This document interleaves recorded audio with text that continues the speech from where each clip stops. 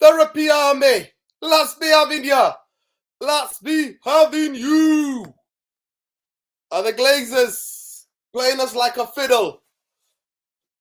Or could this be the real deal? Could this be the real deal, or are we getting played like a fiddle? That's the question tonight. That's what we're going to interrogate. Big up to every one of you here. Please smash a like on the video. Subscribe to the channel if you're not already subscribed. Hit that notification button. Lets you know when we're live. But let's get into it, people. Let's get into it. What do we know so far? Sky,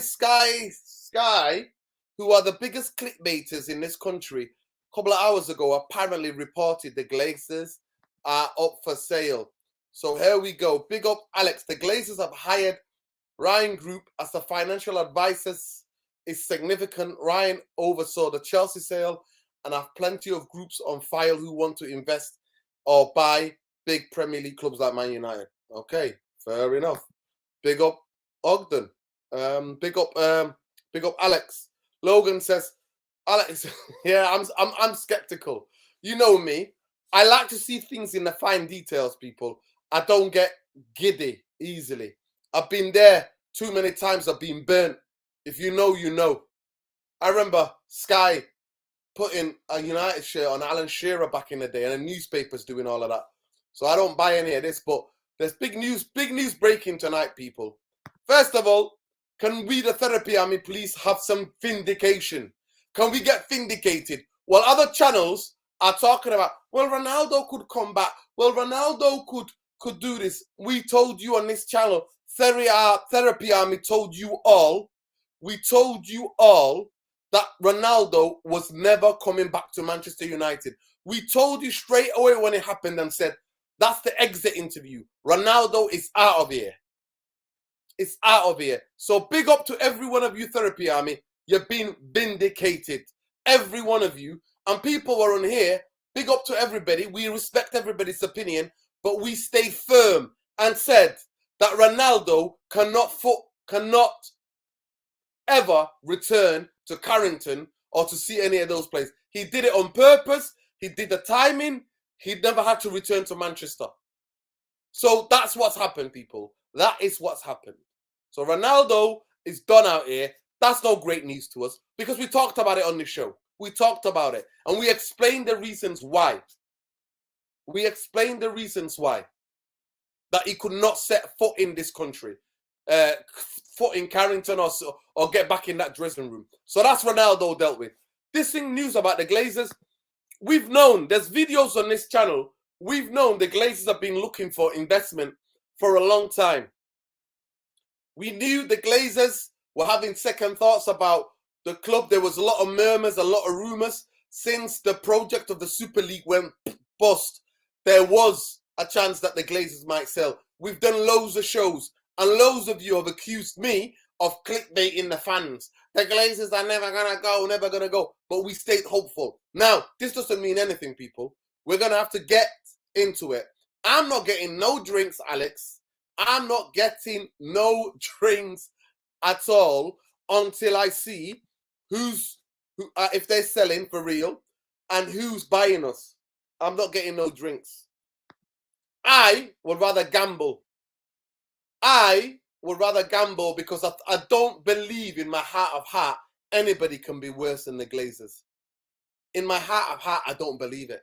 I don't believe anything can run the club down to the state that it is in now, where we're left behind.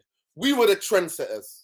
We were the champions. We were the biggest club in one of the biggest football clubs in the history of this world has ever seen. We are, with our fan base, with our history.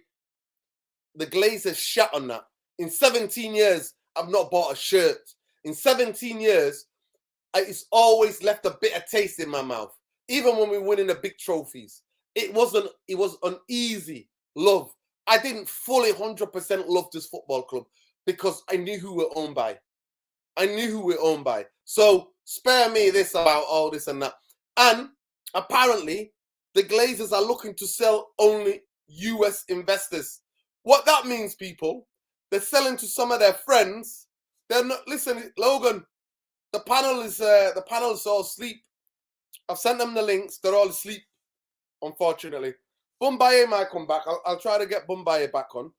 But it is what it is. I want to hear from some of you guys. Let me drop the chat in here. I want to hear from some of you guys. That's what I want to hear. We'll turn it into a calling show. I want to hear, because I want to hear what some of you guys think about this. If it happens, it's incredible news. But deep down, I want to see the fine details, people. We've been saying this. Yeah, we've been talking about it, Mohammed. I've been telling you for months ago, selling after CSR became assured. Okay. I don't think Ronaldo's got anything to do with it, by the way. The Glazers have been looking for an investment for a long time. Who told us that?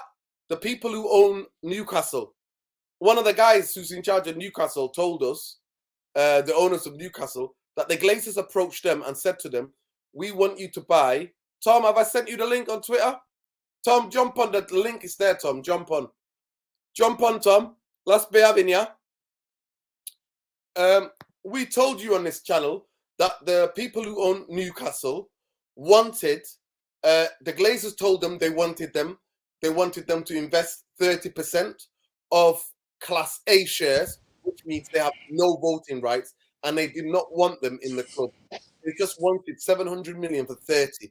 Tom, am I right or wrong? Did we not go live with that news? Did we not talk about it? Did we not talk about it off camera and said the Glazers are looking to invest something's got to give? And did we not say that for investment? And still, for me, I don't believe it. I have to see it to believe it, Tom, because unfortunately, this could be to get their share price up, to get a bit of an investment, and for them to take control, keep hold of the football club. But the only thing I would say, we're going to get into the club statement, by the way, in a minute, people. Yeah. There was a point that Richard Howell made, though, in that secret interview where investors are putting pressure on and they're looking at pulling out and things like that. And people will say, well, he's going to have to go there and say something, isn't he? But it was the manner and it was his temperament of how Alex, he said it. I don't trust you. Whoever's Alex, I don't trust you. Show your face first, and then you can come on. I don't trust anybody now. You have to show your face, or you have to be a trusted person. If any of you guys want to come in the stream, I need to see your face. It's nothing against you guys. It's just that with previous streams, people are trying to disrupt Nuruddin's channel and stuff, sabotage it and stuff. So it's nothing against anybody, but it's Alex, just for measures. Show yourself on camera, then we can get you on. Go ahead, Tom. Yeah, but at the end of the day, I don't understand the points of it with what Richard Arnold said, because when he said the points of like investors looking at pulling out and stuff, and then you're hearing these where they're looking at somebody to come and invest in, or they're potentially looking at selling the football club. If I'm being honest, Nuruddin, I think for a long while, and it's not just now, I think for a couple of years now, I think the Glazer family have always had a valuation in their head. I think a lot of football club owners, when they've been at a football club a while, regardless of if they see it as a long-term plan or not, I always believe in the world that, this is my own personal point of view, that I always believe everything has a price. It just depends on if somebody's prepared to pay that right price at the end of the day. And look, if they give it to the Rainey Sports Group, who did the production sale of Chelsea, Roman Abramovich probably valued the football club, I would have said, about 6 billion. If in his head, it went for 4.25 because the people weren't prepared to pay it, and because of the legalities and the sanctions that were involved in that deal, that price just went voom, and it went straight down because he had to sell, he had to get out of there. His assets were getting frozen. Manchester United is the difference is the Glazer family, if they do decide to sell, time is on their side. They're not in a rush. They're not being forced out of the club, regardless of what people want to say or portray. But at the end of the day, I think this is not a case of get giddy, but I think this is a case of a step of they are, how can I put it? They're dabbing the toe in the bath.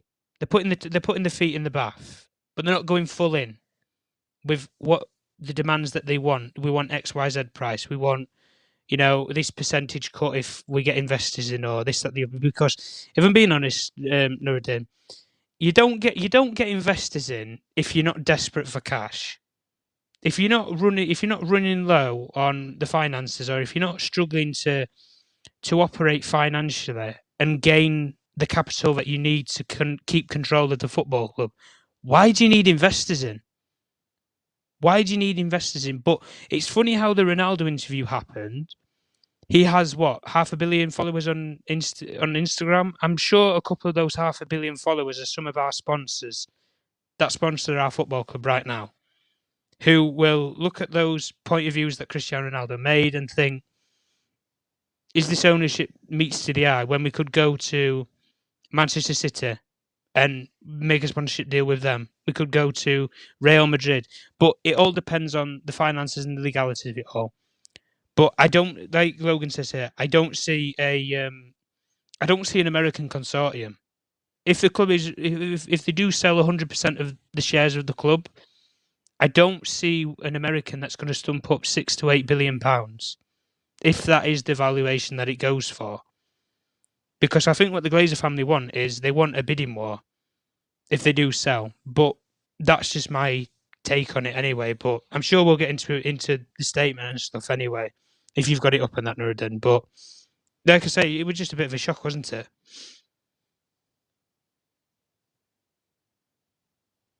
It's not a shock to them. I don't think this is a shock. I think the timing of it, though. Oh, no, we've talked about this before. I genuinely, on my heart, don't think this has got to do anything with Ronaldo. I actually believe if they're going to sell, because we'll see the statement, because they're saying in the statement that they might not sell. That's what they're saying in the statement, by the way. They might not sell. They say that in the statement. They said, but when they've the Rainy group, the Rain group, it's the people that that's if they put that, the Glazer family. Here we go. Big up Alex, by the way. Alex, is that you who wanted to get on? Confirm if that was you. Glazer family have instructed the banks to handle the sale. Man UFC. There's Bumbaye. There we go. Alex, yes, is that you? Yeah. Yeah, all good. Go ahead, bro. Go ahead. Bro, I've had people show their things on the channel. You know what I mean? Yeah, no, it's mad. It's mad. I'll be up all night trying to edit it. You know what I mean? Bumbaye, welcome to the stream, by the way. Big up, everybody. Please smash a like on the video. Subscribe to the channel if you're not subscribed. I'm always cynical. I was cynical when Man United appointed Ralph Ranieri, and I said that Ralph Ranieri, I want to see details about his role as a director of football or advising the football club. No details came about. Manchester United, there's been rumours in the past 6 months. Actually, since the Super League has collapsed, there's been rumours. There's been rumours that Man United need a new stadium. They need a new training ground facilities. The women's team, the youth team need their own stadium where they can play. So all of these different things are being said and spoken about. Glazers came out and actually got the Manchester United Supporters Trust and other Man United supporters groups on side and said we're gonna build a new stadium or we're gonna extend Old Trafford. We've got investment for the training ground, and we're gonna sort out a stadium for the women's and the youth team. And they've said that a couple of years ago. They've come zilt. We talked about how Manchester United debt is still the same, still 500 million. We've talked about how they cannot sustain this. Something had to give. Gary Neville's been talking about this for a long time. A lot of people who I speak to, who are diehard anti-Glazer fans, we've been talking about this. Listen, the Glazers got some of us watching Bloomberg Business Channel. Business Channel, right? I've never watched a Business Channel in my life. I didn't even know what it was. Thanks to the Glazers, I know what Bloomberg News is now. From the journalist. But I think it's coincidental, this Ronaldo thing. I did say it's on the Straight Jacket podcast. Ronaldo's gonna come and expose his football club because Ronaldo wanted to win at Man United, even though he knew Man United were not winning. So if Ronaldo's helped, happy to take it. If anybody's helped for this to happen, happy to take it. But we're gonna get into it. I just want to get your initial reaction from Bumbaye. Apparently, the Glazers are saying that they're looking to investment. And they might look to sell. But they're looking for investment for the football club because we're going to need a training ground. We're going to need the training ground facilities need to be improved. Stadium needs to be extended or needs to be built. Another one needs to be built.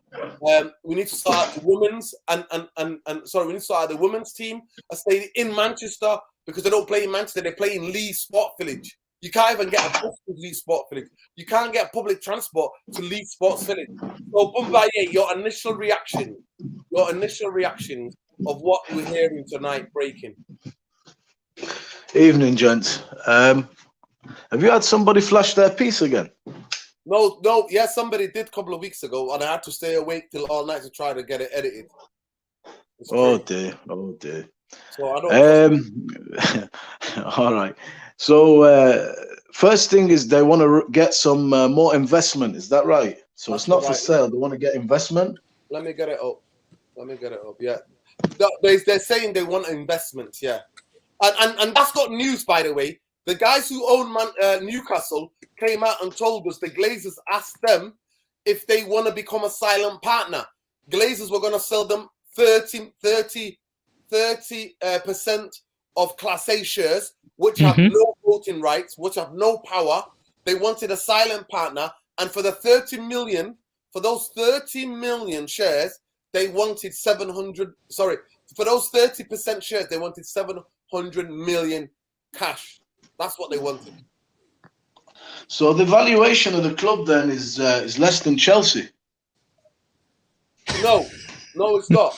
Basically, that is 30%. So 100% would be just about 3-point-something billion, 4 billion. There's videos on this channel where we talked about it, people, where we've said it. People have been saying Man United now are worth 3-point-something because they're not worth 7 or 10 billion because the training ground is a mess. The stadium is a mess. The women's and the young team play outside of Old Trafford, play in another city outside of Manchester. So these are the things. And if they wanted to buy it, they would have to give 6 billion, and that means at least 2 billion will go to the new stadium or sorting out the training facilities. But go ahead, Bumbaye, react to the news. I don't know, man. It's is it just another bullshit PR? I don't know. This is it. Do you know what I mean? That's always a possibility. But that's why I'm skeptical. That's why I'm skeptical. Yeah, I mean, saying that you want investment is a sign that you're not ready to leave. It's a sign that you may be struggling. That you need investors, and you want to maybe phase out slowly rather than just to sell. But it doesn't really suggest to me that, yeah, we're ready to go like Liverpool if you're looking for investors. To be fair, Liverpool, and the valuation of 700 million for 30% equates to about what, 2.4 bill. Can I just tell you something? Liverpool also made similar statement, by the way. They made the wording is similar. It's similar wordings, by the way. Well, it's the American law order, isn't it? That's just how they do their finances and how they structure it. It's a case of you either want investors in, or you don't. You want to sell. If you're a smart man and you're smart with your money in your business, you don't just go all balls deep and think, right, you know what, the club's for sale, because people aren't going to pay the price that you want ultimately. If you say that, oh, you want investors and things like that, you're going to have to negotiate. The Newcastle owners wanted to negotiate, and 30%, they wanted £700 million for 30% stake in the club that they had no control over. They had no power. They had basically nothing. So they wanted a £700 million investment, and the Saudis to do fuck all with the football club, basically. You have no control, you have no power. We just want £700 million, and you own 30% of the club. I mean, you might use sometimes when you own a business. I mean, I'm not even playing with that kind of money, so I won't pretend like I'm smart or I know what they're thinking. But first thing, if you're looking for investment, it signals that you're not looking to sell. However, sometimes you can use that investment to repair and build and invest in the business, then to sell it, if you know what I mean. You can paint over the rust a little bit, or maybe do a few things with that money.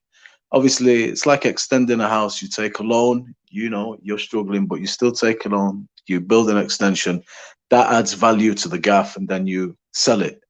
So it's difficult to say, but at least we're we're starting to get a little bit of rush of blood at the possibility of a sale. But I don't know to give you too much more than that at this moment. Big up, Mr. If that's the real Mr. Ton, jump on, bro. I've put the link on here. You want to jump on? Love to hear from you. No agenda. I just don't get giddy. I like to see details before I jump at the deep end. Alex, please, your reaction to this news. Yeah, so we've seen. I remember the Richard Arnold interview. You know, the pub chat where I'm pretty sure he said something. Yeah, he said something about the money's getting tight and how all the sponsors and stuff. And we've obviously heard the recent Team Viewer stuff. But the reason that I'm giddier than usual is because remember, I think it was around the Liverpool game, August, there was big news about the Glazers selling, big protests, and everyone thought this was the moment.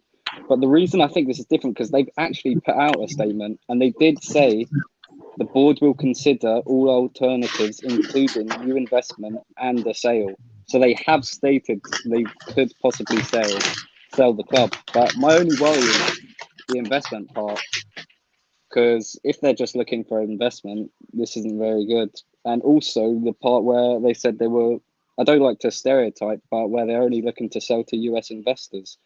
I'm not a big fan of what Todd Bowley's doing, but it's just one of those things with the Glazers in charge. Who are they going to sell to? Are they looking to sell or are they just looking for investment?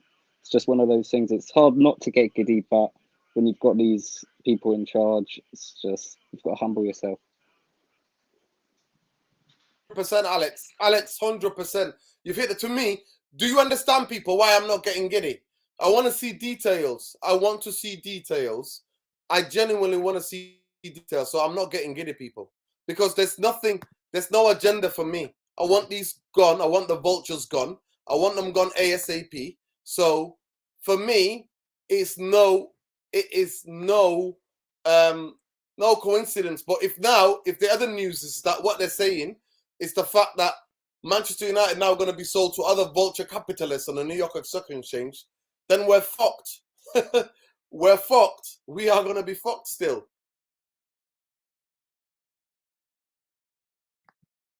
Yeah, the rumors been there, guys, since the summer. I want people to understand this. These rumors have been there since the summer. They've been there since the summer. Big up, Alex. Alex. Yeah, big up. Your reaction to breaking news. For me, I want to see details, so I'm not getting too giddy.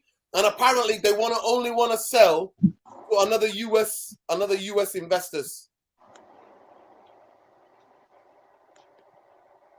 Alex has posted this here saying that Glazer will list to offers in excess of 5 billion for Man United, but they might demand as much as 9 billion. 9 billion where? With no stadium, with the like bad out of shape training ground. Out of shape training ground. How are they getting 9 billion in what world?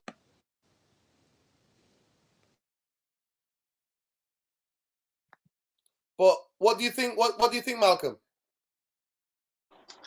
Wow. I'm not gonna lie. I feel like a lot has happened, like for the past few hours. Like, I mean, with Ronaldo leaving the club, and then all of a sudden, now the Glazers are thinking about, selling the club. Like, it just seems all too, suspicious. Really, like, it's all too fast. Like how do the Glazers, like realize something like that, so quickly. It just Well, these rumors have been happening since summertime. yes, Summer, Malcolm. I just feel like it's like a PR tactic just to keep things like I feel like it's just like a positive, positive tactic for like for like the Glazers, you know what I mean? Because I mean, if the Glazers actually do want to sell the club, then I mean, would have to hear. I just need more details on it because I just don't believe that the Glazers are actually do have alternatives for new owners, but it just seems all too fast for me because I mean Ronaldo's gone. Like that's a positive sign. Like of course we know it's sad for all Ronaldo fans that he's gone, but I don't I don't know. I don't know about this whole. I don't know about the Glazers selling the club. Like I don't know, man. It just sounds like a whole another PR tactic, man.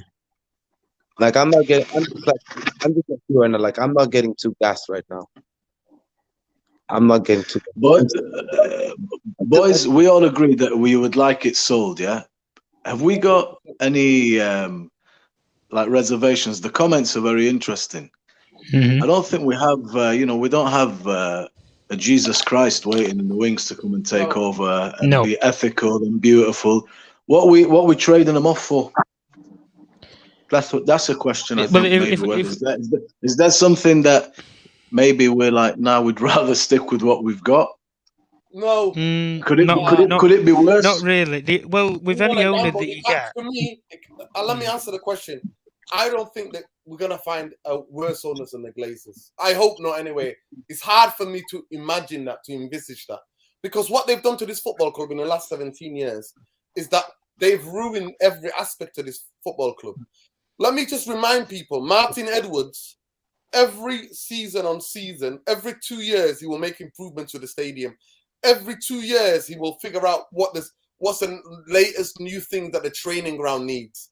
He will always be looking at to improve, to expand, to improve year on year in. He sold the club to McManus and McMahon. They sold it to the Glazers. And in those 17 years, Fergie came up with a term so that when we got left behind on a transfer by the 10 or the 8 biggest clubs in Europe. Yeah, I get that, bro. But do we care where the money comes from? I know a lot of United fans, a lot of United channels, like, it's like we're getting into that hypocrisy thing again. Is there something that we'd rather not have? Or I think realistically, because you weigh the pros and the cons. You're either going to have a businessman or you're going to have a sovereignty state. And we've been down the businessman route with the Glazer family, have we not? They are businessmen. They are people who their whole lives have been revolved around finance, economics, and the finer things in life.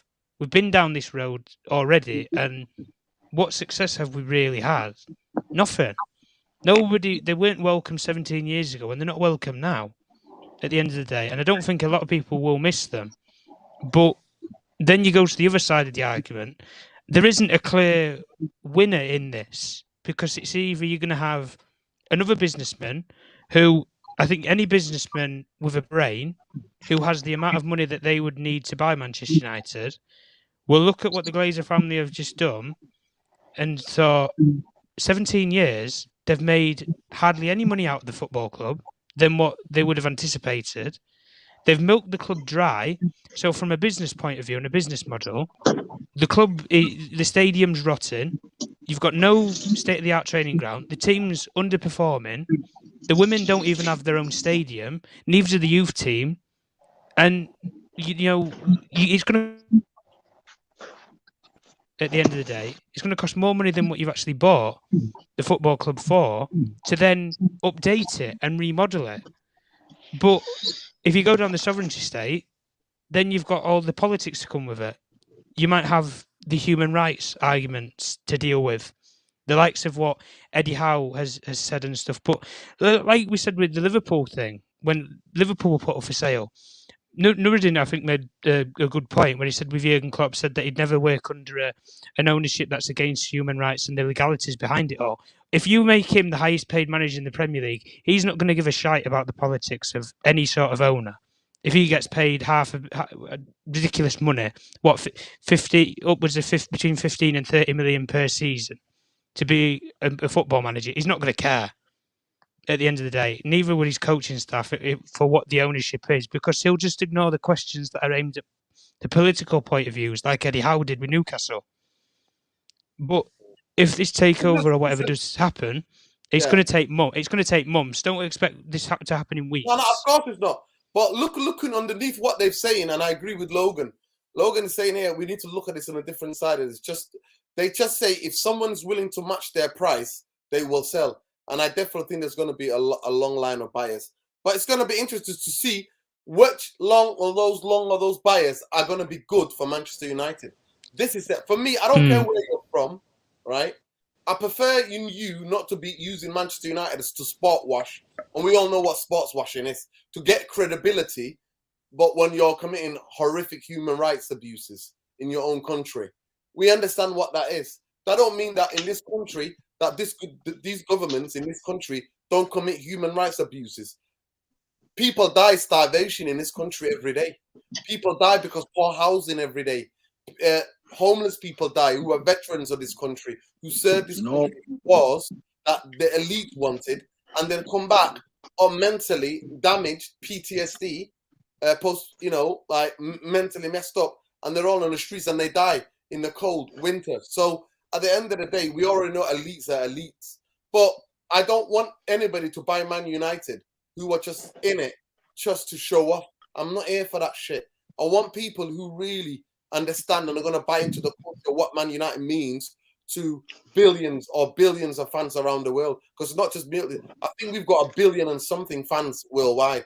So those people who understand what this club means to everybody. And Man United, we don't need a big sugar daddy, I don't believe personally, even though that's what is going now. But Man United, we make so much money, we just need to be able to spend the money that we make instead of some dickheads taking out as dividends. We need people who are going to safeguard this, look at it, improve the stadium, improve the training ground, bring a stadium near Old Trafford where the women and the youth can play, build a Man United experience where fans can come and appreciate and fall back in their love again. Like, the day the Glazers sell, I'm going to get really emotional. Because for 17 years, I've been praying for that day. So to me, all this to me is talk at this moment in time. They're saying they want investment, like Tom was saying, like the chat was saying, where Richard Arnold didn't have to admit it on a chat with the fans. Everybody have known this. We've known this for the past 5 years, that the Glazers have needed to invest with a stadium, sort out the training ground, because we were getting left behind. It wasn't just 3 years ago, but it was the last 10 years ago we've been getting left behind by every other football club in this country.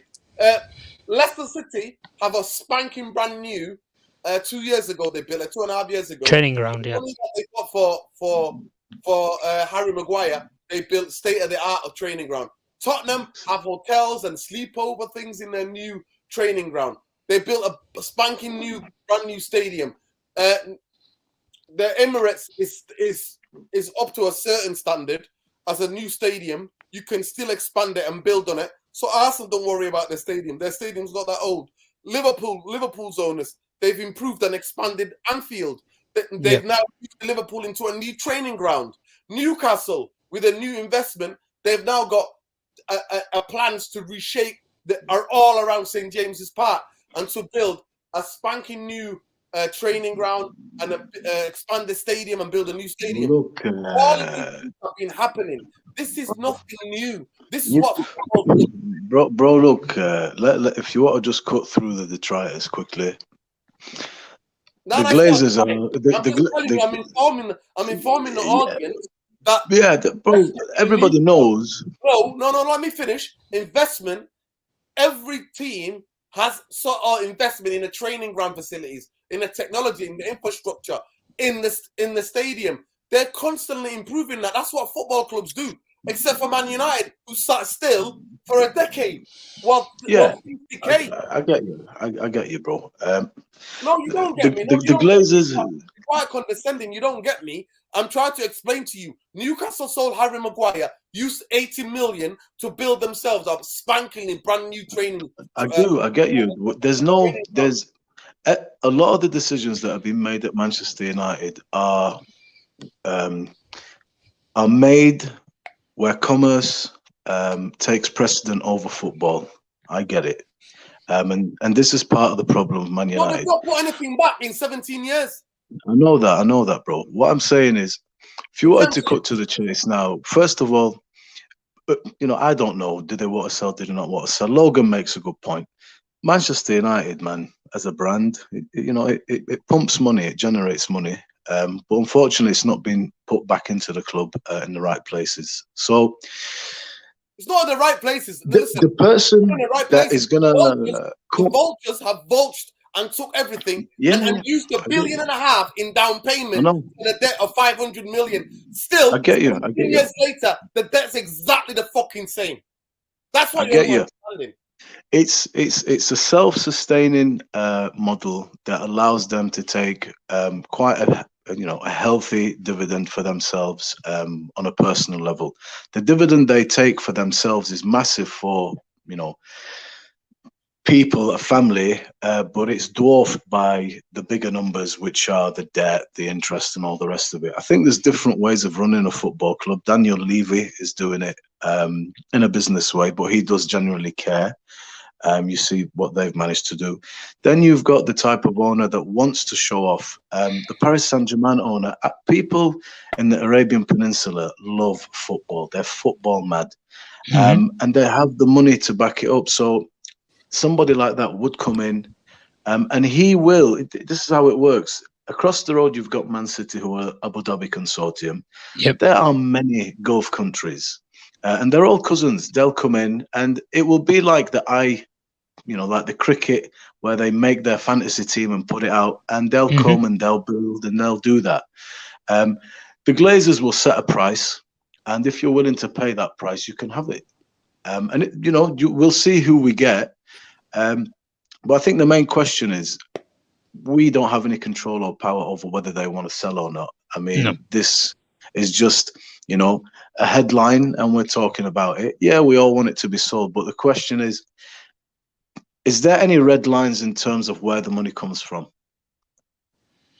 We know what we hope for, don't we, guys? We want investment. We want better facilities. We want to win. We want structure. We want all these things. They're glaringly obvious. But I think the only question is if it came to like, okay, here it is. These are your candidates to sell the club to.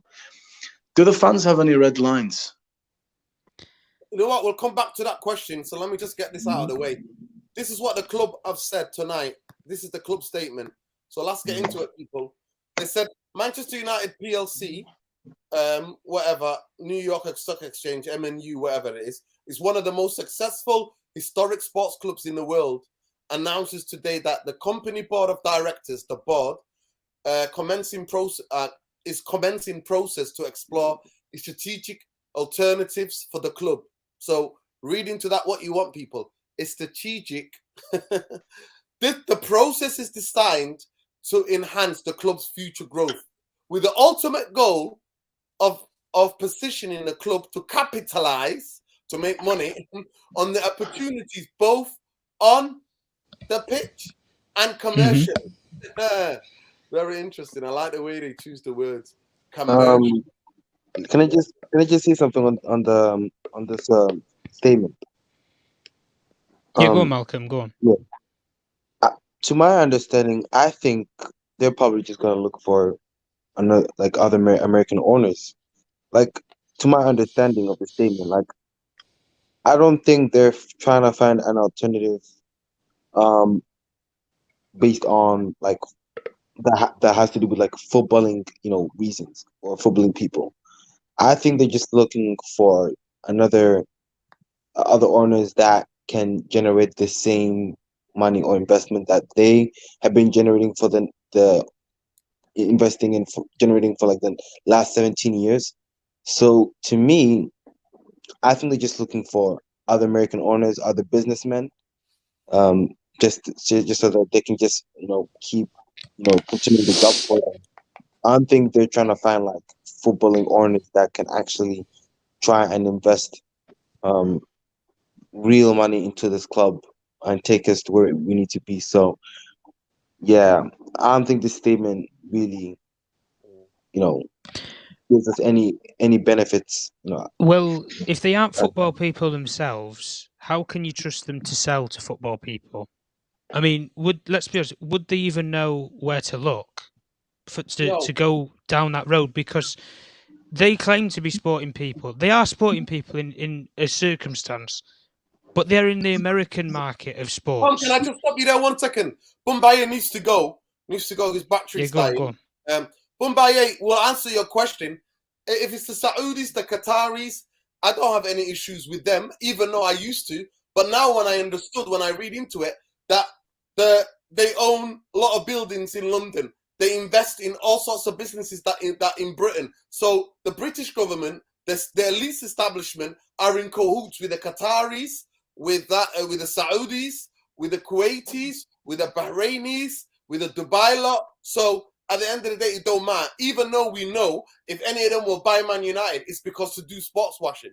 But 100%, to answer your question, yeah, I wouldn't want anybody migrants who are killing people, even though this country kills people too, that people who are being abused own Man United so that the world thinks of them as, honourable people now, right? I wouldn't want that. I would want somebody to buy Man United who wants to care for Man United, who wants to care and wants to understand and wants to invest time and energy into understanding what Manchester United means to the fans and bringing happiness to the fans. Now, I don't mean that every season spending 500 million, that's not going to bring happy to the fans. That's going to destabilize us. What I mean is some people who want to come, who want to put in a proper football structure at the heart of Manchester United, putting sports excellence at the heart of a Man United, making Man United the club to watch out for, doing things properly. That's what I want. Does that answer your question? Well, I think that's what you want from any owner, but so yeah, the what you're saying is it does not matter where the money comes from as long as they do a good job. Well, in terms of, a lot of people would say I'll be against the Saudis, the Bahrainis, the Qataris because of the human rights record. And then I look around London and I look at all of the big companies in this country. They've got shares in every one of those companies. Their economies are intertwined with the UK economy. Mm-hmm.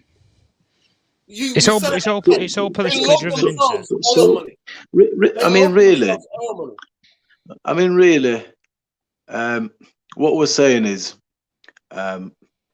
we can't fight it, so just accept it as long as it's good. No. Preferably, who would I choose? I would choose somebody who's run a sports organization before, who understands what fans mean, who understands the fan base. That's what I want. That's who I want. That's who I want. I think, and obviously, we don't have any say. None of us have any say. I just want the Glazers done. The Glazers have been the most horrific owners of Manchester United. Our decline not natural. Our decline from being the #1 football club in this country is not natural. It was systematic, and they've told us even while they were doing it. Woodward told us, the Glazers told us, one after the other, we don't need to be winning on a football pitch to make money. No, United. Every person, like for example in this World Cup, there's no such a thing as a nice billionaire. There's no such a thing as a nice billionaire. Every person will have, their own personal feelings, their own personal opinions, whatever their affiliations are, their views are on the world, whatever, how they feel, how they live. And it's a question of one's own integrity and consciousness.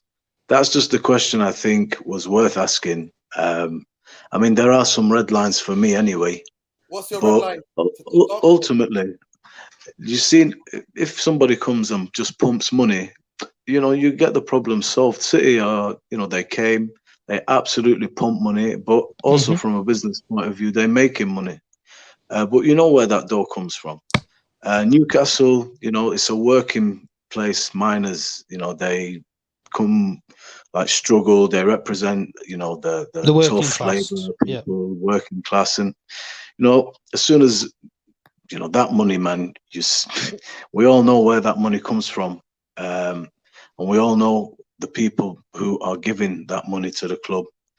So But it doesn't seem to matter. Like, you speak to Alan Shearer, he's not asked. He'll just tell you they're doing great things. They're doing, everybody's happy, and I get that. No worries. And money will solve all this stuff. If you've got endless amount of money, No, it's not keep just money. pumping it. But I'm sorry, this is where we disagree. It's not just money. Do you know what I mean? So listen, it's not just money. It's putting the right people and the right infrastructure into the football club. Well, I get you, but Nuruddin, just what I'm trying to explain to you is, if the Qatar bought the World Cup, as an example, it was a absolute shock to the whole rest of the world that this tiny country with no stadiums won the World Cup. The highest level of football was bought quite easily. That's true. So what I'm saying to you is, what I'm saying to you is, Nuruddin, is that money. Listen, if somebody, bro, let me just tell you, please. Football club. So this is why I wanted to correct you. Let me explain to you. Dubai law. No. But this is an important point. The Dubai law bought Man City, went and got the sporting director and the head of recruitment from Barcelona. When Barcelona were the most successful. I get that. Look, what I understand that. What you're doing there is actually making my point very, very well. How? It's because a club, an insignificant club, very insignificant club at the time, comes and gets the best in class. They were punching way above their weight in terms of the players they're attracting.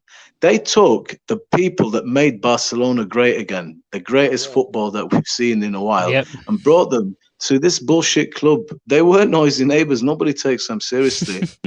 And this is because they can pay. They didn't come and say, we want to join Man City. Sheikh Mansour said to them, hi, boys, here's a blank check. This is what we plan to do in the future. Can you help us make it come true? They said, yeah, we can do that for you.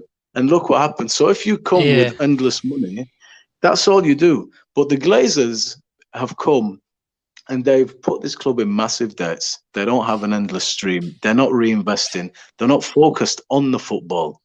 Their idea is this has become a very good self-sustaining business. From a banking perspective, that will just continue irrespective of the position of the club. But the dividends are there. This is a very worthwhile, viable business that pays us off well. But they're not reinvesting. City came, they've built the whole area, they've invested everything you want, and they're here for the long, long haul. The reason City can do that is because you're talking about one of the richest men in the world. What Manchester City have spent? Who the hell are Manchester City? Overnight, they came, man, and have revolutionized this club. Look at how far they've come. So what I'm saying to you is, money is there's your key. Don't worry about that. You will get whatever you want as long as somebody is coming. And don't forget what Glazers paid and what they're asking. Whoever comes to buy this club will know that they need to invest into this club, because Man United, they're not going to win anything. So when you get somebody with the big dough, they're going to come in, they're going to do all this stuff, or you hope they're going to do all this stuff because it's need doing, or they're just going to be the new Glazers and fans will be discontented. You go to the games, you'll see, is the stadium improving? Are we getting better? Who have we brought in to do structure? But all this requires big money. Or you do what Tottenham are doing, for example. Tottenham have, built this amazing stadium. They've got, I think, a manager that is bigger than Tottenham. I think Conte. They're not going to get better than him, and they're going to give him some money, and they're going to build it and build it and build it, and they've got time to do it. By the way, so the only question is really, do we care whose hands we're shaking and whose money we're taking? Listen, that's all I'd say with it. I just want to inform you about Conte. Since he left Juventus, he's never lasted more than 2 seasons in any football club. 2.5 years. It doesn't really matter. I mean, look, that doesn't matter. Conte. It does matter. I'm sorry, but it does matter. When you mention his name, it does matter. It does matter because he's not signed any new contract yet. And actually, he said he's waiting, and we'll see. And there's rumors that he might be going back to Juventus, but for me, I think he'll go back if they don't. Listen, I think the guy plays horrendous football. But if you want to play horrendous football to win trophies, then not for me, mate. I don't. Look, that's fine. That's an opinion. But when I look at Antonio Conte, for me, he's one of the elite managers at the moment. Antonio Conte took them from 9th into the Champions League. That team that Tottenham have at the moment has got some serious deficiencies as well. So he said to Daniel Levy, look, Daniel, I'm currently next round of the Champions League with this group of players. I got you into the Champions League from 9th, where we definitely need some players and we need at least some cover, especially in defensive areas and fullback areas. And if Harry Kane goes down, we've not really got much options. So he's saying to Daniel, what he's saying to Daniel, bro, is, look, Daniel, I'm sorry, but bro, listen, listen. Richarlison and Son. If Harry Kane goes injured, they got Richarlison. They need players, bro. This Tottenham team needs some players, and he wants reassurances that he's going to get investment, because you know what Levy's like. If he doesn't get investment, Conte doesn't really have anything to lose. But I personally don't think a club like Tottenham can do better than Antonio Conte. I do rate him very, very highly, and I think he will play some very good football. I personally thought his Chelsea team was very good. I don't. But anyway, look, this isn't the Conte show. Outdated in this country. I think his football is outdated, and we can see now you have to. Do you know what would be interesting? It would be interesting to see. It will be interesting to see how Tottenham do this season with Conte, and I do believe that Conte definitely needs some players, especially in the defensive areas. We'll see. We will see. But I don't want to talk about Conte or Spurs. Big up Khalis Wemedilasi says, so they should put in an anti-Glazer clause, the owner's contract. They must invest in a local area and must put money in the club, 100%. Police then goes. Boys, listen, I'm going to sign off. I don't think these guys are going anywhere, but rock and roll. Exactly, we will see. Oh, my God. Nah, Take care, Malcolm. Yeah, man. You too, bro. Yeah. Peace, brother. Speak again soon. Big up. Love, man. Love. Yeah, Khalid says there is an expectation if Manchester United are sold, it will be to US investors. That's what I'm saying. Like, I don't think the Glazers have like an ideal, plan of where they need to look for football, people. Like, you have to understand that it's the Glazers. Like, they're literally own like an American, stock exchange. So, I mean, for people to say that, oh yeah, the Glazers are gonna sell the club, they're gonna sell it to, footballing people, they're gonna, like, we have to understand that we're in a position, that we haven't been able to get out of for like 17 years, and it's been the same cycle over and over. So. You know what I mean? So what I'm saying is that whoever buys this club, really needs to invest in this club. They have to look at all the deficiencies that we've been having. You know what I mean? They have to look at all the issues that we've been having, not just from this season, but from the past season. I'm talking about like since Ole, Jose, Van Gaal, Moyes, even after Ferguson left, like even after even during Ferguson's last season, like we had issues coming in. So whoever buys the club, man, really needs to fix up, and it's not gonna be a quick fix. No, I'm talking about like 5 to I don't know 10 years of Listen, it's going to take time. They need to invest in a new training, to improve this, to expand the training ground, improve it with new technologies and infrastructure.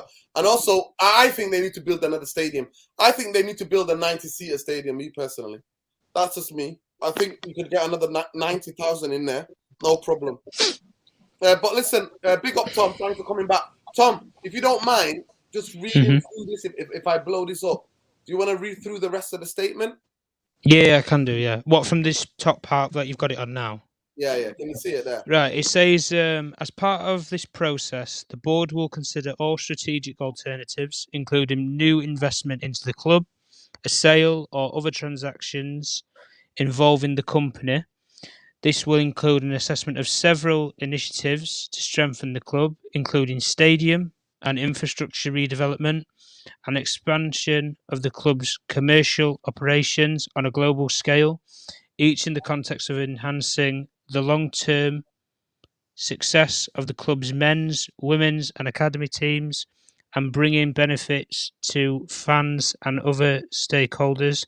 Executive co-chairman of directors Avram Glazer and Joel Glazer said, "The strength of Manchester United rests on the passion and the loyalty of our global community of 1.1 billion fans and followers.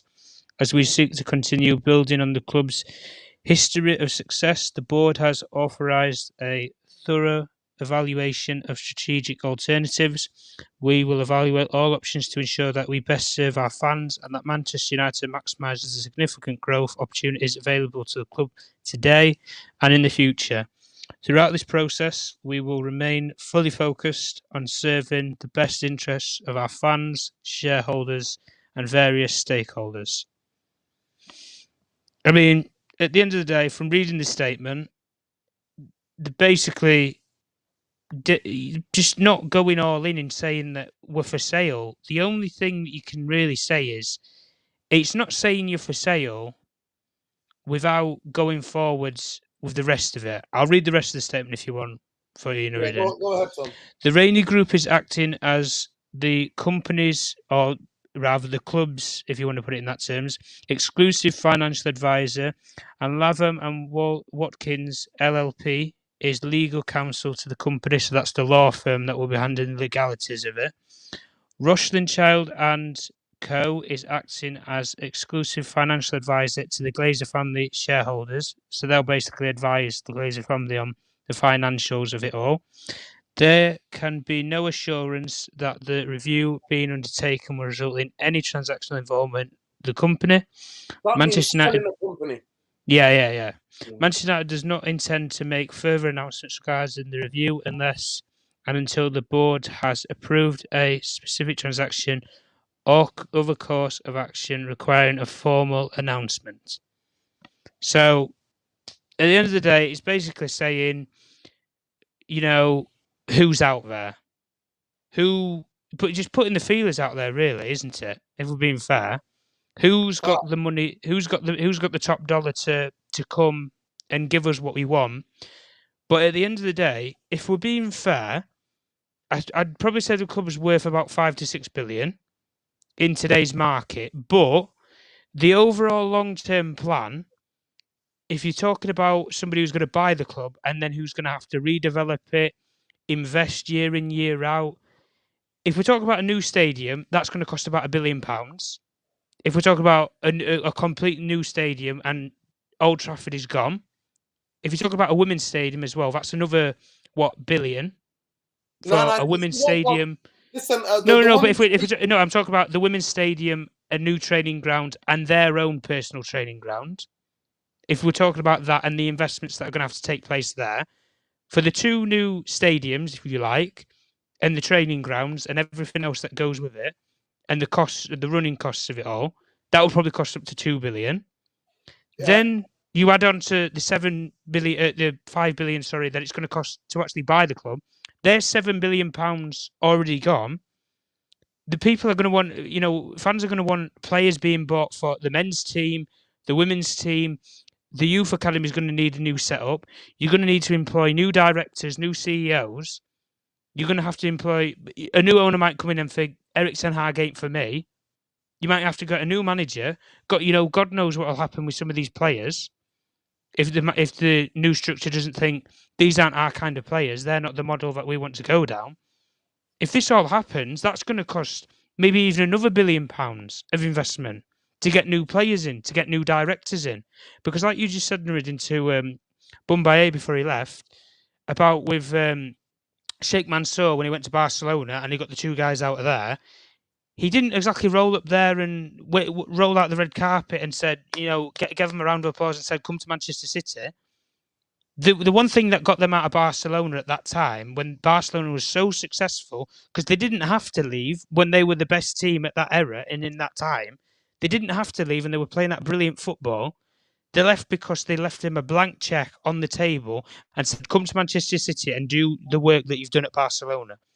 And then I think it was 3 or 4 years later, they then went and stole the manager that was working under that regime, which was so successful at Barcelona, which was Pep Guardiola.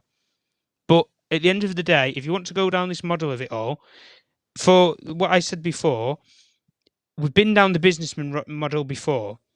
I know Kaveh Solikov, who's one of the Sky Sports journalists and reporters, has come out and stated that Manchester United is likely to be sold to US investors.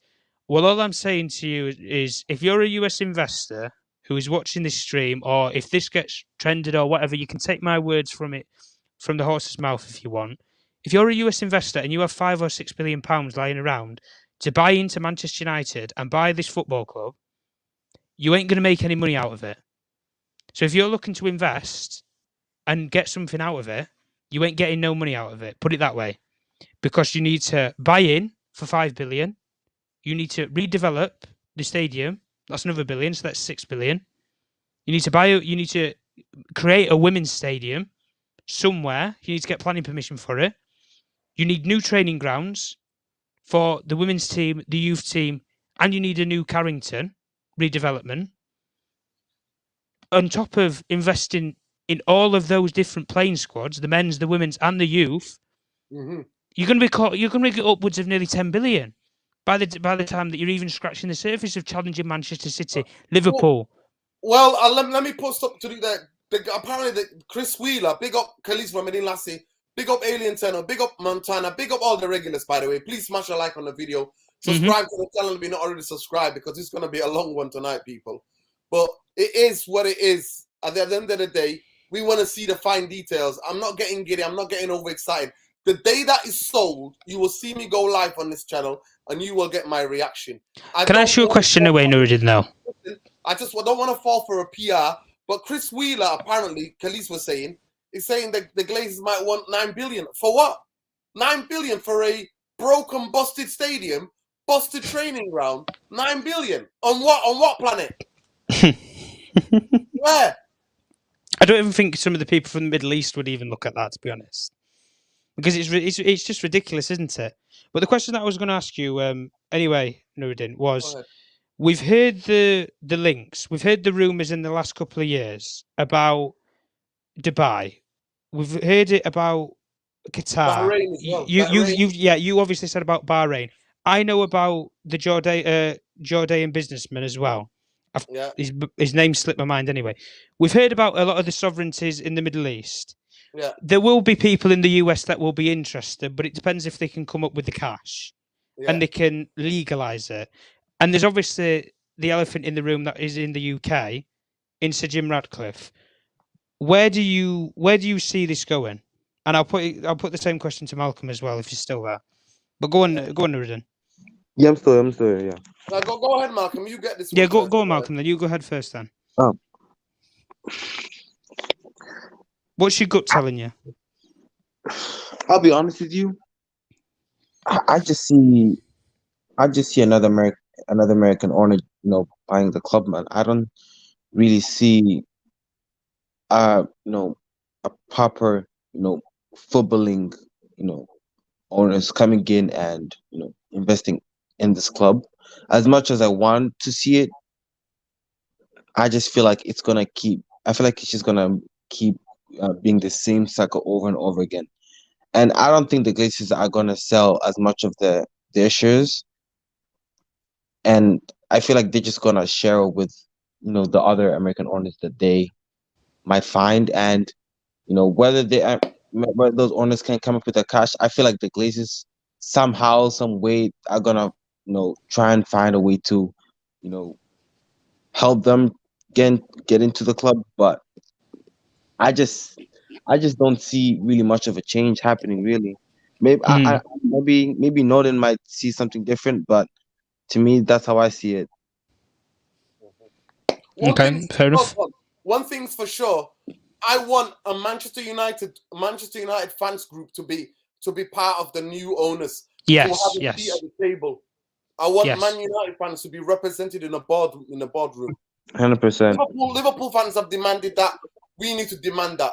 as the first thing, because we do not want another Glazer ownership in this football club. Well, I think that's why with the Rainy group who are going to deal with the bidding war that will happen if it goes to a sale.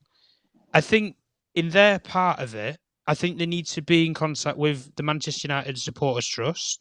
I think they need to have contact with the fans, and the fans need to get their points across of what they want. We've just preached on here for the past hour about we want a new stadium, we want development for the women's team, we want development for the youth team.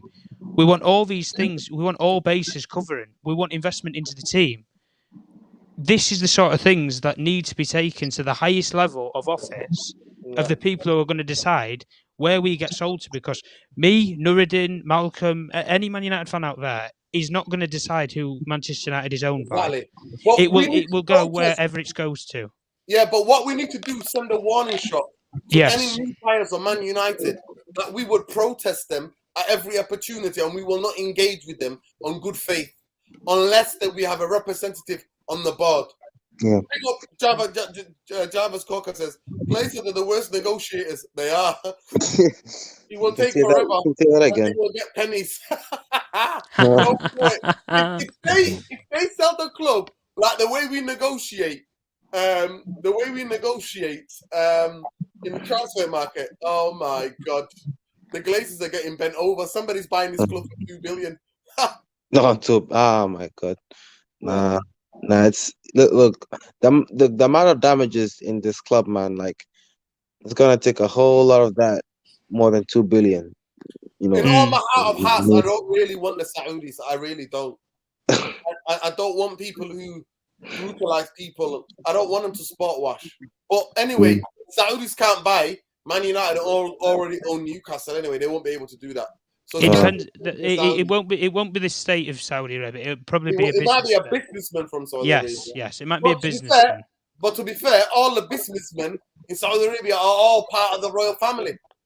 Pretty much. All the rich ones are all part of the family. That's true. Man, Newcastle, bro. Like, man, I didn't think I would see a change, this quick. You know what I mean? Like, they're actually becoming a real threat. Mm-hmm. And the more they keep investing, you know what I mean? The higher they're gonna go. So it's the morale boost, though, isn't it? That those players will get. Where they already know that this club that club has a 5 to 10 year projection plan, whereas Manchester United, for example, they've had a neglection plan for 5 to 10 years where they've been going backwards, and all these other clubs are going forwards, and suddenly you see it where they just cost you on the motorway.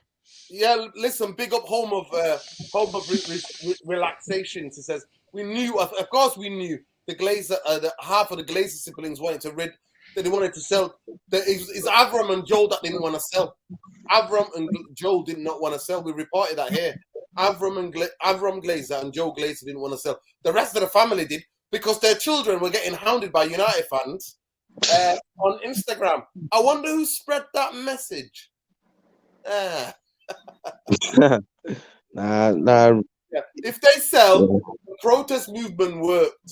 And that's why I kept telling you guys, in all the years, the Glazers were in charge of Man United. In the height when we were winning trophy after trophy, that's the height of the green and gold. We were putting massive banners in the stadium and no steward was taking them down. All of a sudden, in the beginning of this season, they're taking banners down. They're searching everybody. We said there's something in that. We did say people. Something fishy about that. Yeah, we did say there's something fishy. Listen, big up to everybody, by the way. I don't believe in the horrific anti-Semitic conspiracy theories about the Rothschild family. I don't. And if you do, I feel bad for you. What spread on the internet about the Rothschild or anybody who's Jewish who are involved in big business is deeply homophobic and deeply painful after what happened to the Jewish community in Europe and and how anti-Semitism around the world is. So please educate yourselves properly. Stop believing in these neo-fascist memes that are spread by deeply anti-Semitic tropes about the bankers all being Jews. No, they're not. I'm No. sorry, but it don't work like that. So please educate yourself properly. Yes, there are Muslims. There are people who have got a lot of money in the world and who are involved in banking, who are Christians, Muslims, and Jews, and not religious. There is no people controlling people. Get this out of your head.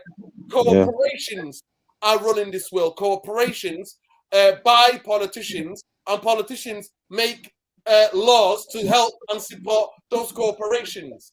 And I'm sorry, so do not believe in the conspiracy theories that are deeply anti-Semitic. I beg you, please educate yourself. Yeah, don't believe what you don't believe. The first thing that you Google is basically a short And these term of what horrific they're images are being spread by neo-Nazis. Stop that. Yeah. Stop dehumanizing people. And this is the issue with social media, man. Like, yeah, no, in every community of the human family, there are good people and bad people. All of it. There are good people and bad people. And there are those who are elites who have got money and power, and there are those who don't. So this thing we are saying about the Rothschilds is one of the deeply disgraceful and disgusting anti-Semitic tropes about Jew. No. Bankers are the heart of it, are not Jews or Christian or fucking Muslim or atheist. They're fucking bankers. Yep. That's who they are. Yep. So it's as simple as that, man. Like, man, that's just the reality right now, man, and it's a sad reality that we're in right now. Yeah, I mean, of course. Look, the bastard Glazers took the banner of Alex Neil, our disabled fan. Yeah, it's disgraceful. Honestly, it's disgraceful. But these people, they don't embed in your culture. This is the one thing that I always say with owners who want to come from a different background, a different culture, a different lifestyle and way of living. If you want to come and be successful in a different country, you have to live under that standards and that ruling of that country. Because the ruling of England has always been about what? The working class sort of people, being successful, family, unity. That's the British values, if we're being fair and honest. American owners. The majority of world values is family. Family. That's what it is. But the problem is these people don't unify in terms of that. You get Bowley come over here. He tries to tell the FA how to run their league. Oh, you want an All-Stars game? You want this, that, the other? The FA look at him and say, "Are you taking the piss? We've just let you into our nation and our country, like one of our brothers, sitting at the top table in the top 6, and you're telling us how to do our jobs." When we've been authorising the game of football in the English game for 20 years, and you've come here for 5 minutes and you're taking the piss. Exactly. Listen, big up to both of you. This channel called it Ronaldo was not putting 1 foot back in OT. Tom, did we call it yes or no? Of course we did. Yeah, of course we did. We said it straight away. Ronaldo's not coming back. So he ain't coming back. It's not really news, is it, Tom? Nah. News. It's not really news, is it? Nah, it was gone when he started to interview. We said it. There's a title in this video.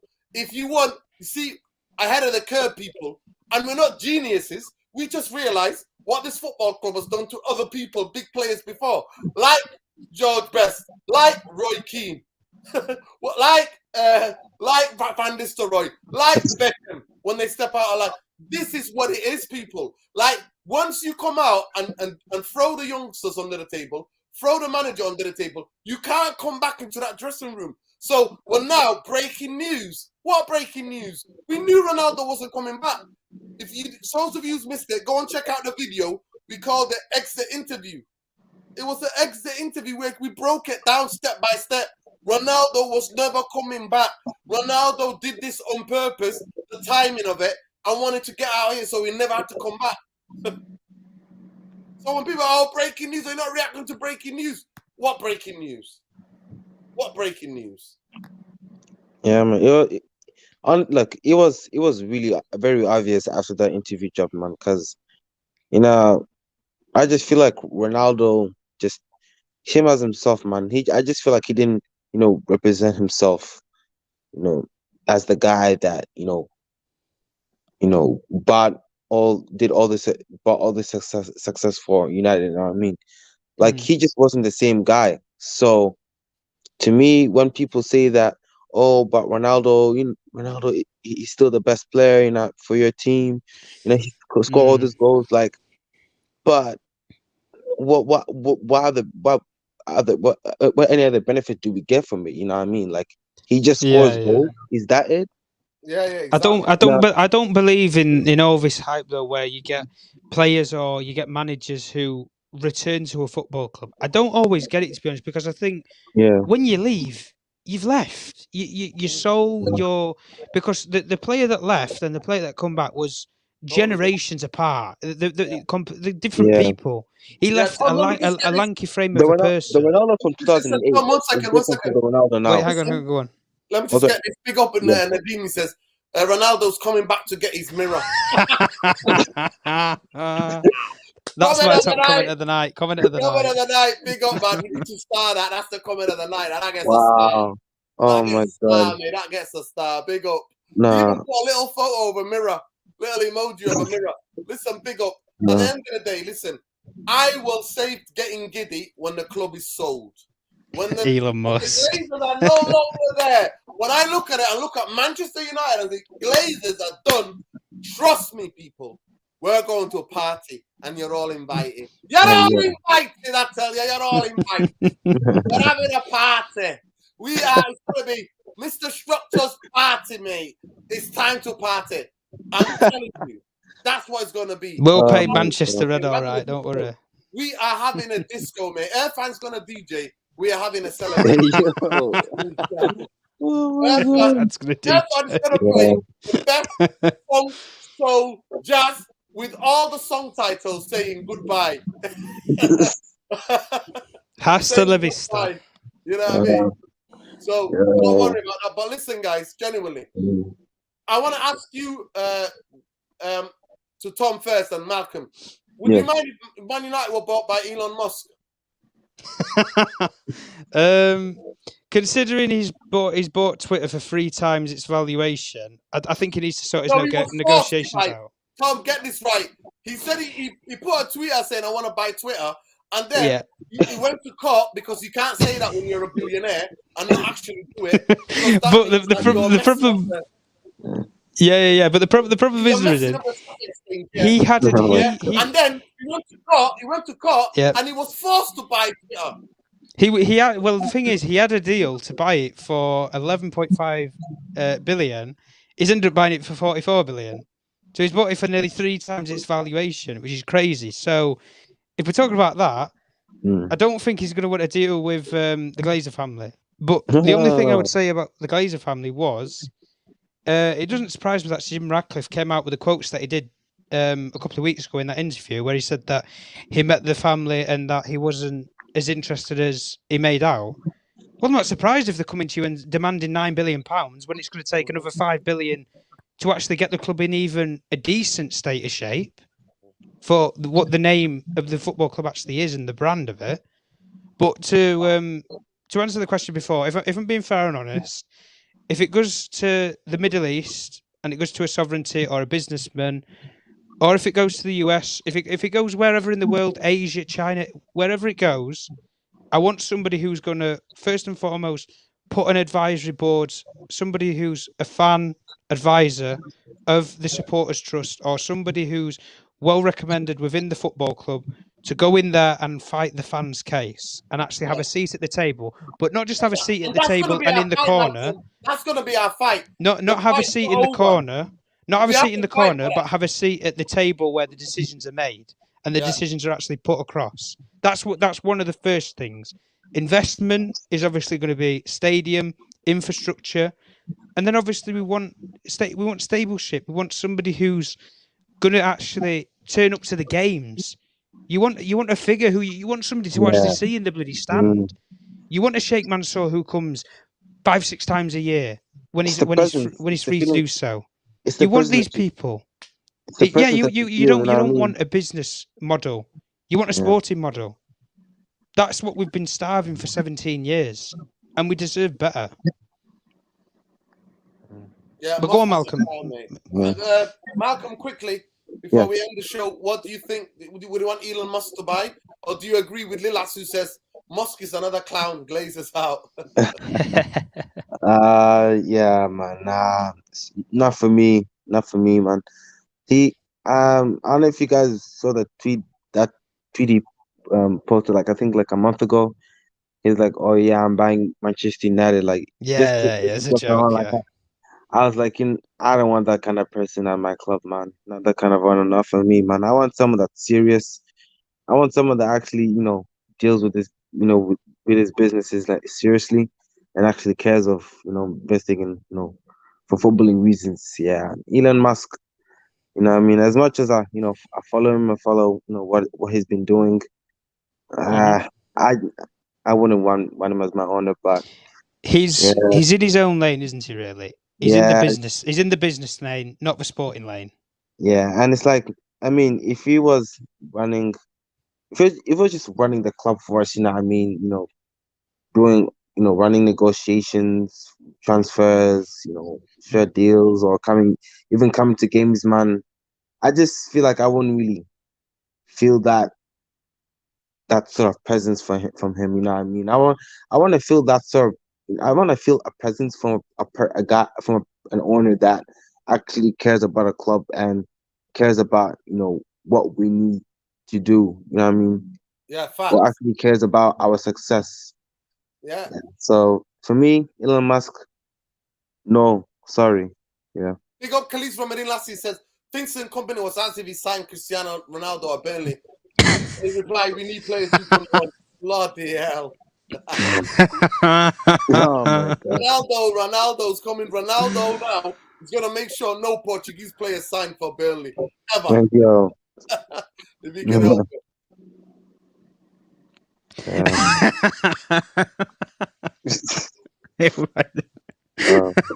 Thanks for the compliment. Thanks for the compliment, by the way.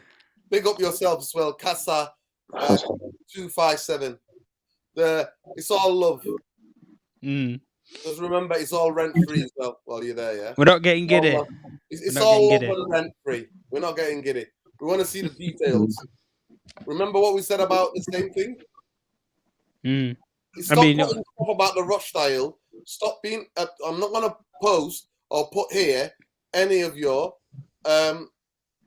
anti-Semitic tropes, mate. Go and educate yourself, Phil. Go and educate yourself. SpaceX United. Yeah, Man United play football on space, eh? What would that be? Man United new stadium built on the moon. Are you having a bit of that? Right. Now everyone's gonna have that. Now everyone's gonna have that experience to travel in a spaceship. You know what I mean? Everyone's gonna get that experience. That'll be like Elon Musk's, new objective. You know what I mean? Every United fan gets to travel on a spaceship. Come on, fuck. That's the thing, though, with somebody like Elon Musk. That's what I'm saying. So can you say, look, if Elon Musk buys us, imagine the technology side of the football club. Our players will be running on electric, mate. Electric. They'll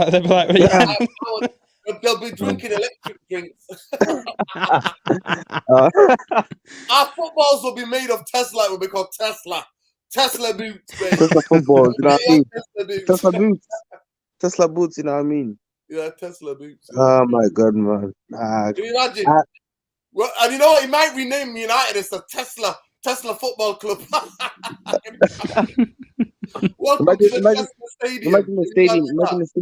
Imagine the stadium, man. It's gonna look like I don't know, like it's gonna look like a space station. You know what I mean?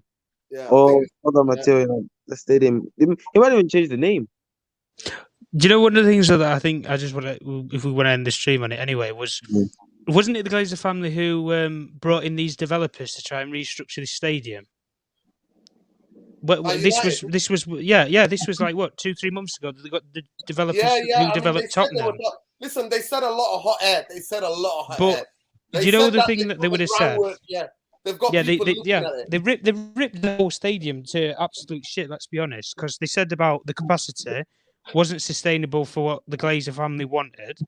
They said about the they wanted to build like the roof arch like Wembley, They wanted to do a restructuring so then you can host indoor events where you have the roof in. Like these sort of things, it's part of the modern day now to have like roofs and things like that. Have concerts there. That's what I mean. This is what I mean. You have other venues. It's a more environmental purpose for the community as well to factor into that. But when you want to invest all this money, I'm starting to think, well, what the hell went down in these conversations then? Because we've heard nothing ever since. There's not been a labourer anywhere near Manchester United in Tom, terms of repairing anything. What do you think about Jim Radcliffe? At least he's a United fan. Yeah, but come on. If we're saying one thing about the sovereignties and stuff like that, 40 billion.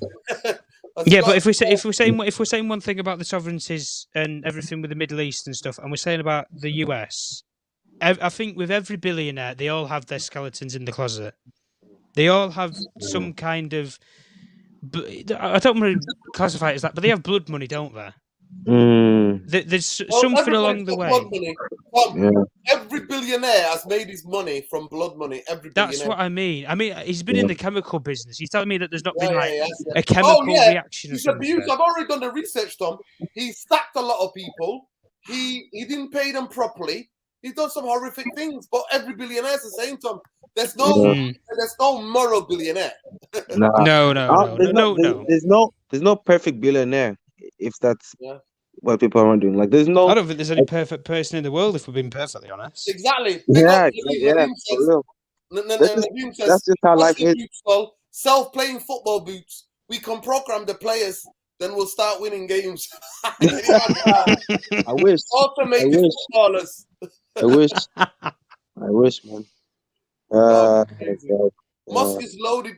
Musk has also loaded debt onto Twitter, which he bought it. Don't want him there. Yeah, of course. That's what they never spend their own money. For every billionaire, there are 100,000 people starving. Is that a fact? It is. I think it is. Because have you seen the disparity between the poorest people in the world and the richest people in the world, the 1%? Yeah. Nah, man. I don't look at these sort of facts though when you think about it. But that's crazy. Tom, there's about few people who own so much more in the world than the bottom 60 or 50. Yeah. Well, it depends if you're in finance or not. Like, if you know the financial abilities that you have and whereabouts you can go with your money or whatever. Yeah. But it all, like I say, it all depends on your finances. If you can prove where your money comes from, because that was one of the big problems that Newcastle had, wasn't it? When the first takeover bid didn't go through because they couldn't prove the legalities of it all, and then I think it was 2 of the members of the consortium panel of like 5 ended up pulling out because they couldn't get it through the government. I think it was through the government or it was through the FA or something. Anyway, and then the 3 that were left then put in the resubmission bid to Mike Ashley, and then the government passed it. Yeah. But I think it all depends on who wants to sit at the table at the end of the day. But we can't really go for one and then not going on the other because, like you say, nobody in the world is perfect. You're not going to find somebody who's perfect. And especially if you're a billionaire, you've stood on the people and damaged people to make that billion. That's it, exactly. People would have died for you to be the billionaire. Whether you work them to death, true. Or whether you've done deals with other companies that were involved in some dodgy stuff where actual people have died, or people who mercenaries who unseat governments around the world. Big up Muhammad Ali. It says ATA says net worth asset acquired is different to cash. So Jim might have a liquid cash to spend. Yeah, that's true. Assets are a totally different thing. So this is what somebody's worth. It's not just that liquid cash, it's the assets really. Like the Forbes, when the Forbes do the richest. Yeah, that's what I mean. That's why Abramovich was he wasn't as wealthy as people thought because he had more assets than he had liquid cash. Yeah, a lot of people thought Abramovich was like this, They thought he was like the richest man in the world. They thought he was like second to Elon Musk. He was nowhere near. Yeah, he wasn't average, but I mean, at least he cared for the club. You know what I mean? At least he That's did. what I mean. Yeah. So If Elon Musk did buy the club, that was the technology in the Yeah, ground big would up, make listen, big up VAR look Vincent. like 50p.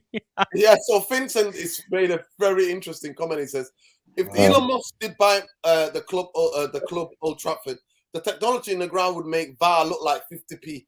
that is crazy. Yeah, Rob. He's moving madder than Top Bowley with the All Stars game, man. Oh my Oh. god. You know what? Maybe you know what? Actually, if Elon Musk took over Man United, it won't be even players. It'll be VAR against VAR over decisions of a Yeah. computer game. You won't even see real players anymore. I feel like if he owned us, like I feel like every Let me VAR just pick decision up will Christopher go Dyer. for us. Morning, Christopher, wherever you are in the world. Big up. Good morning, it is, mate. Good Yeah. morning, it is. But we're not Morning. getting in. We want to see more details, but go read the statement. Go to the United website and have a look at the statement. Yeah. Make sure you have some breakfast first. If he owned us, if Elon Musk owned us, I feel like every VAR decision will go for us. Like I feel like it would just be programmed to do that. But then again, you know, I mean, that just shows like it's not really gonna be about winning or anything. It's just gonna be about joking around, just Oh, Yeah. Kadeen, man. Yo, Kadeen's big up Kadeen's Kadeem, living man. the life, man. Kadeem. Big up Kadeem Thomas. I turn 30 next week. Just got on my managerial promotion yesterday. Today I hear this. Hallelujah! Wow. Hallelujah! Big up the man, them smash a like. Listen, people, smash a like on the video. Yeah, come on, people, get them likes. We're about done now. We're about done with that. I don't think we can get any more good news than that. The only thing we can say, people, is win, lose, draw. Glazers out. They're going out. Hopefully the bankers and the rest of them will follow. Bankers out. But I want to just a rallying call to all United fans. This is just a beginning. This is not the end. This is the beginning of the end. The beginning. The beginning. So Man United fans need to fight for a Beginning fan of the end. that the club fought for, the fans fought for, to have represented us on that board, whoever buys the football club. We would want somebody who's not using Man United to sport wash, but we've got no choice because the billionaires in this world, they've all got blood on their hands, every one of them. Any way you want to sugarcoat it up, every billionaire have got blood on their hands. That's why they're billionaires. They'll make decisions that some people will be losing out somewhere. So anyway, big up. Christopher, United released a statement. Go and check it out on the website. Let me just get Leon Lenso. Who says, I like the early morning shows. Big up United Therapy for the content. Big up, bro. Big up to all my Southern Africans, man. Innit? Big up. Glazers, he says, Glazers out isn't about transfer. It's about the survival of our football club. No truer words have ever been spoken, Logan. Big up Aiden Tenno. Big up Aaron Pondy. Big up to every one of you. Please smash a like on the video. Smash a like on the video. Subscribe to the channel if you're not already subscribed, because it's only starting now. Manchester United fans have to turn this now. All the hard work we've done, and if the Glazers do so, don't let anybody ever tell you protests don't work. Who's highlighted the plight of the club, the stadium? Who highlights the training ground facilities? Who highlighted when mainstream media were ignoring us for years and years? Who highlighted where Gary Neville literally got us on Sky and start quoting us talking about bankers and start talking about the Glazer family when for years he wasn't doing so? Who got that done? Every Man United fan who was willing to be open-minded to see the truth about their football club, know about how their football club is run. So big up to every one of you. Still, like I said, I want to see details. I'm always about the details, people. I don't get giddy of one decision. But when they go, I guarantee you, Therapy Army, we're having a party! When they go, we're having a party. We are having a party. Big up. Oh my God. Big up to every one of you. Bye, Felicia Glazer. Fans did this. Don't let tell you the protest targeting sponsors didn't work. We said it. I talked about it yesterday. I said that on yesterday's show that Team Viewer are thinking about breaking the contract with Man United. But if that happens, like that's literally like another big step in the right direction. You know what I mean? Like you know, like the fact that they actually wanna and you know the partnership with us, then that's then another big step. And You know what I Barnes. mean? Yeah. You know that. Listen, yeah. They're a family. There's a rich, very rich family. Oh, is it the 6 billion family? Yeah, Yeah. they're billionaires. I think they're worth a lot of billionaires. They're like third or fourth in the billionaire rich. Yeah, Indian family. He owns a lot of aluminium companies. Right. Yeah. Listen, I think we'll leave it on this one. Big up to every one of you, though. We stand together, we win, people. Divided, Yep. we will always lose, people. So we cannot be divided. I want the next fan for the fan base to vote who represents them on the Yes, board. yes. So the person there can't be corrupted by the Glazers. Sorry, Yeah. by the new owners. Mhm, Cannot be corrupted by the new owners. So every 2 years, we should have a vote who's the next fan representative on the board representing the fans, and they have to run an election and make it clear in what areas, in 5 bullet points, in which areas are they going to be looking after, and we need to see results of those 5 points, not like bloody 350 million to the NHS, and then when we leave, when Brexit happens, what 350 million? We don't want that. We don't want and getting away with it, people. But keep up the pressure, people. Glazers out. Love and light. Big up Khalees. They own several cricket clubs, yeah. And I find that really interesting because you can't own several. That's like monopolization rules, isn't it? Where does the India not have monopolization rules? Keep the pressure on, people. Glazers out. We'll leave it at that.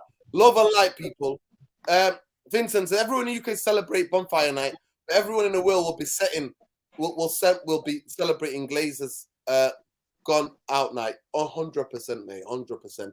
Fireworks. We'll be doing fireworks, man. I'm telling you. Big up to every one of you. Smash a like on the video. Subscribe to the channel if you're not subscribed. Please hit that notification button so it lets you know when we're next live. Peace, love, light. Oh, my word. Trust me, I'll throw my hat in the ring. I will throw my hat in the ring. Because you know me, if I ever got into this pod, people, I'll tell them straight away. Man United is the most romantic football club in the history of football. It's the most romantic football club in the history of sports. And that's the reason why people love it. We went from the ashes to triumph within a decade. First English team to put the European Cup, the biggest trophies in Europe. That's why the Super League could no longer go, people. Because Samat Busby, Bobby Charlton, the other players survived that crash. 10 years later, first English team to win the European Cup of the Champions League. What's now the Champions League? Yeah. Man United did that. Man United, the most romantic football club in the world. That's why we love it. Everybody's different. But that's the next fight, people. Can we have a fans representative on that board, whoever buys that, to run the fans agenda, to hold account whoever owns that football club? That's what we're going to be saying. But big up. Worried about the investment group, to be honest. It could be another... Yeah, well, it is what it is, Bruce Elwin. It could be one of those, isn't it? Yeah, this is it. The Busby Babes at an average age of 21, 22 was said to be European. Yeah, they were some of the best young talented in world football at the time. Imagine if they lived. Imagine how many European Cups we would be winning now. How many we would have in our history. Oh my God. How many league titles we'll be winning? I can't even imagine right now, guys. We'll be saying if the Busby Babes survive, we'll be singing 40 times, Man United. 40 times, I say. 40 times, Man United. Playing football the Busby way. That's what we'll be singing, not 20. God rest their soul. God rest their soul. Yeah, man, God rest them. Yeah, God, rest in peace. Man United on the map, mate. That's why we're famous. Because that story went around the world. Tom's a journalist. Newspapers were the most powerful media form in the world at that time. The headlines of this was after the war. The whole world is recovering. The whole world is recovering from the war. And the headline broke. Manchester United, a club, players, staff were involved in the horrific air disaster crash at Munich. That went all around the world. That's the reason why we're globally famous. Because people read in the newspaper and told their sons and their sons and their sons, and then told their mothers and their mothers, and people then learned about who Man United are, and people fell in love with Man United. And when we won 10 years later, that became the most emotional night. I'm getting like emotional. I don't want to. Oh. Sorry. No, I love the region. Love. Come on, show him some love in the comments, people. Love, man.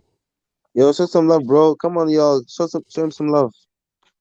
Man, this is history. This is history learning about. You know what I mean? That for some Busby and those players to go from that to winning what they set out to win. And let me tell you something. The FA in this country, said they can't play in Europe. They told them they can't play in Europe.